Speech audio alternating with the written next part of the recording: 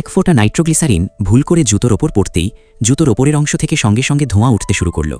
লোকটা ভয়ে একদম স্থির হয়ে গেল। সামান্য নড়াচড়া হলেই বড় দুর্ঘটনা ঘটতে পারত। সে তাড়াতাড়ি তার গুরুজনকে সাহায্যের জন্য ডাকল। শিষ্যের অস্বাভাবিক আচরণ দেখে শক্ত ভাই সঙ্গে সঙ্গেই বুঝতে পারলেন কিছু একটা সমস্যা হয়েছে। তিনি দ্রুত এগিয়ে এসে শিষ্যের হাত থেকে সাবধানে টেস্ট টিউবটি সরিয়ে নিলেন। এরপর ধীরে ধীরে নিচু হয়ে অত্যন্ত সতর্কতার সঙ্গে তার জুতোর ফিতা খুলতে লাগলেন, কারণ সামান্য ভুল হলেও শিষ্যের পা নষ্ট হয়ে যেতে পারত, এমনকি বড় বিস্ফোরণও ঘটতে পারত। ভাগ্য ভালো, শেষ পর্যন্ত তারা নিরাপদে জুতাটি খুলতে সক্ষম হলেন। কিন্তু তবুও শক্ত ভাই একটুও অসাবধান হলেন না। তিনি জুতাটি হাতে নিয়ে ধীরে ধীরে বাইরে চলে গেলেন। সহকর্মীদের মধ্যে আতঙ্ক ছড়িয়ে পড়া এড়াতে তারা খুব শান্তভাবে একটি পানির ট্যাঙ্কের কাছে গেলেন। সৌভাগ্যক্রমে নাইট্রোগ্লিসারিনের পরিমাণ খুব কম ছিল, তাই তারা বড় বিপদকে বেঁচে যান। এরপর বিস্ফোরক তৈরির পরীক্ষা ব্যর্থ হওয়ায় শক্ত ভাই হাল ছাড়লেন না।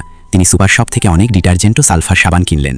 তারপর কসাইখানা থেকে 1 টন শূকরের অন্ত্র সংগ্রহ করলেন। সেগুলো থেকে চর্বি বের করে সালফার সাবানের সঙ্গে রাসায়নিক অনুপাতে মিশ্রণ তৈরি করলেন। পরে সেই মিশ্রণ টর্চলাইটের ভেতরে ভরে তার মধ্যে 101টি স্টিলের বল ঢুকিয়ে দিলেন। যদিও এবার তার তৈরি বিস্ফোরক সফল হয়েছিল, কিন্তু অবৈধভাবে এমন বিপজ্জনক জিনিস তৈরি করার কারণে খুব দ্রুতই অপরাধ চক্রে নজরে পড়ে গেলেন শক্ত ভাই।